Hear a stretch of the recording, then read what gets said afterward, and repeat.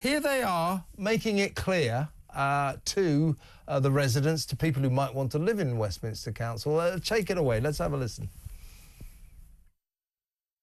We're changing the way we allocate social housing in Westminster. We want to make it more transparent and help people with the greatest need. And here they are, making it much more helpful and much clearer. نقوم في بلدية ويستمنستر حالياً بتغيير طريقة عمل.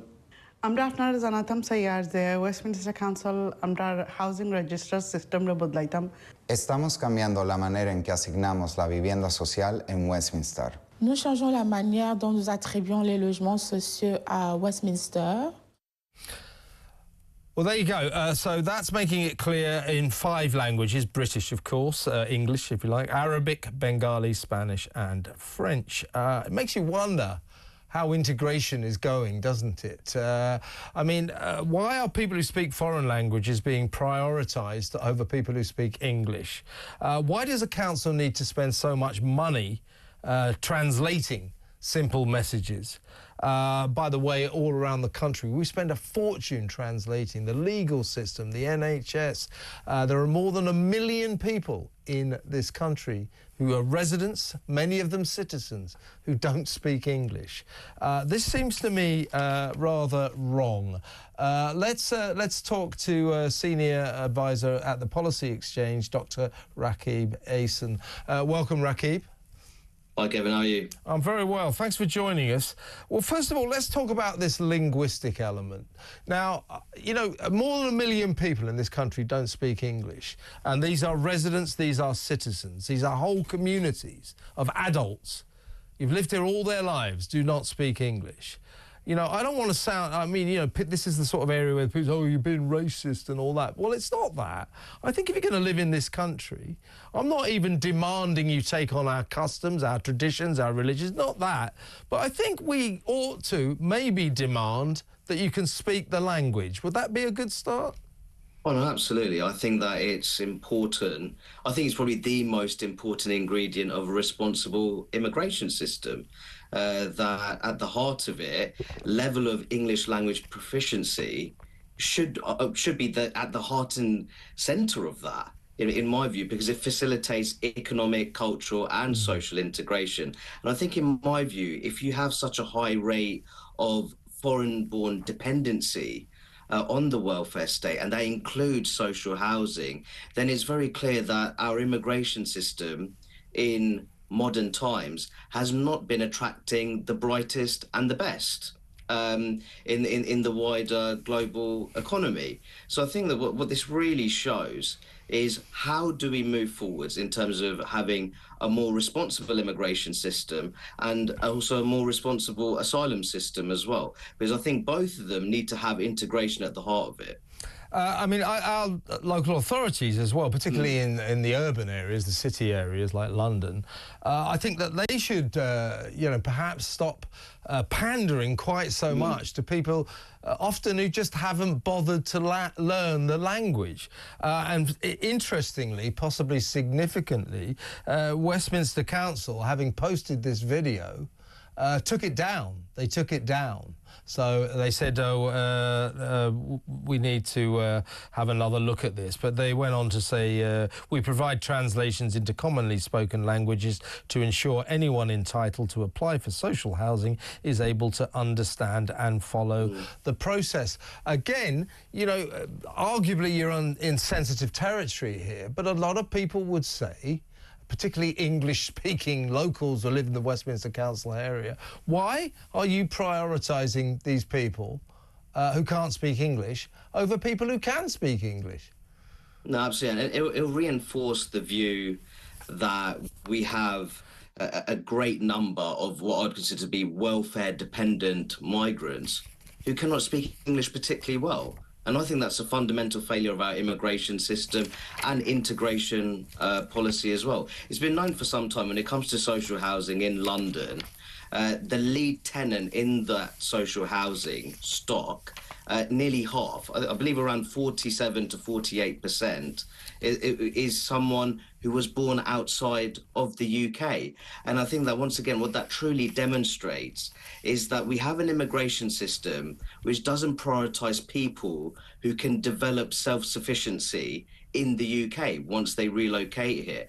And I think that's something that really needs to change, especially when it comes to social cohesion. Because I think that if there's a perception that ultimately the welfare state is increasingly providing for those who can't speak English very well, indeed people who have recently arrived here. But a real problem here is that we have people who have been here for some time, indeed a number of decades, who simply haven't developed a very strong level when it comes to having command of the English language. And I think that is a very serious problem, especially from a community solidarity perspective. Just to give you a few statistics here, NHS trusts are estimated to spend something, from 2019 to 2020, 2021 to 22, so a couple of years ago, they spent 114 million pounds on interpreters and translation services for people who couldn't speak English. In our legal system, we spent 60 million translating, for example, from Akan to Zulu. 60 million pounds we spent translating for foreign people charged with offences. In terms of understanding the legal documents and all the rest of it. Yeah, but in foreign languages, they had to be... Exactly, that is the problem, isn't it? Yeah. I mean, many people would argue, Kevin, really, how are these kind of characters, what are they doing in the UK to begin with? That would be the big one. There is that, but also the Department of Work and Pensions, they're spending £27 million a year translating. The point is, Rakib, Westminster Council approving it, that I think as a nation, and again, we're not being racist here, that people who want to live here, I'm not saying go to the Church of England, support your local football team, be like, be English. I'm saying, at the very least, speak the language, because culturally I think that's very important, but also it's costing you, me and every British taxpayer one hell of a lot of money that these people can't speak English. And absolutely, it's the single largest barrier to integration, economically, socially, culturally, and also the point that you make there civically as well. You can't truly integrate yourself into a new local community, in my view, unless, of course, that community is segregated. And I think that's also part of the problem. We have very intense forms of residential segregation, which means that people can actually get by in a way, in terms of not being able to speak English very well. And they're also able to get by because, as you say, we have these high-cost translation services, whether that's for the judicial system, the National Health Service, interacting with police forces as well, and also the Department of Work and Pension in terms of accessing benefits and also social housing. So I think that what we have here, we have a very serious problem in terms of, really, there are far too many people who have entered the UK in recent times who simply don't have the level of English language proficiency which enables successful integration and doesn't really allow them to build self-sufficiency, which I think that is a very huge problem.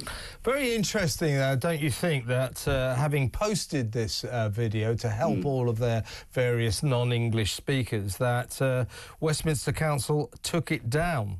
Its spokesperson said the council complies with the national criteria for allocating council homes to our local residents, prioritising those with the greatest need. Well, looking at this, the people they're prioritising are the people who don't speak English. Well, I think that the footage there suggests that may well be the case.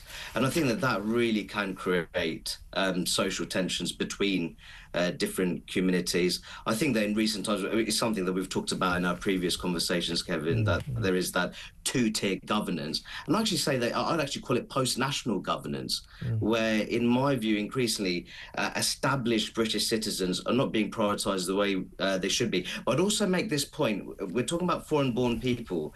Foreign-born people can include British nationals. I actually think that the big story here is that we have migrant communities, or elements of migrant communities, communities that have lived here for decades in segregated sections of our population who simply have not learned the language at all. And of course, if you don't learn the language, that will limit the degree to which you can integrate economically and socially. But there's also cultural attitudes within those communities which are quite anti-integration. They're not actually willing to integrate. And I think that needs to be part of the conversation as well.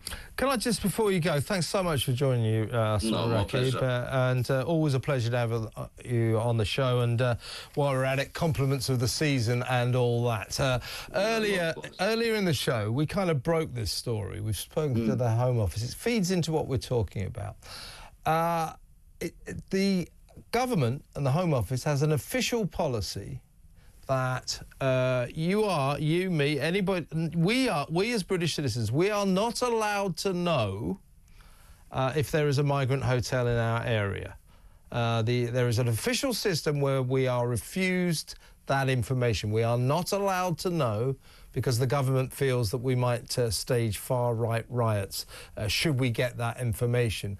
Now, I would suggest that the government, this is what I'm really talking about, two-tier government. The government owes it to British citizens to give them this information. You know, if you've got 400 foreigners, asylum seekers, suddenly taking over your local hotel, I don't think it should be government policy that we're not allowed to know that, do you? No, in fact, I think those local communities should be part of a consultation process and they should be treated as key stakeholders. And ultimately, without their agreement, I don't think that, quite often they're being referred to as asylum seekers. In my view, a significant proportion will be illegal migrants, illegal economic migrants, in my view. And I think many working class deprived communities across the country, they've ultimately been treated as dumping grounds. When it comes to the small boats emergency. And I think that's a real shame. And I think that will create considerable social tensions because many of those communities we're referring to, Kevin, they've been underinvested. They've gone underinvested for decades. And then when they see, in my view, illegal migrants being rehomed in hotels, in some cases 4-star hotels, while social housing in those areas are anything but high quality, I think that really tells you about two-tier government, in my view. Yeah, and just a last point, Rakib, we spoke to the Home Office just a few hours ago, and they told us, they actually said that we don't tell local communities about these hotels because it's our job to concentrate on the safety of the migrants. Again, of course, you know, we care about the safety of the migrants. But to basically, it's the epitome of two-tier government, isn't it? To say what we care about is the safety of the migrants, and we care about that more than the local community's right to know that they're there. No, absolutely. I think for far too long, the safety and security of law-abiding British citizens has been relegated in terms of importance. And I think that almost tells you about that sort of post-national governance, that really is the safety of British citizens, that should be the primary responsibility of government. But all too often we've seen that that's not really the case.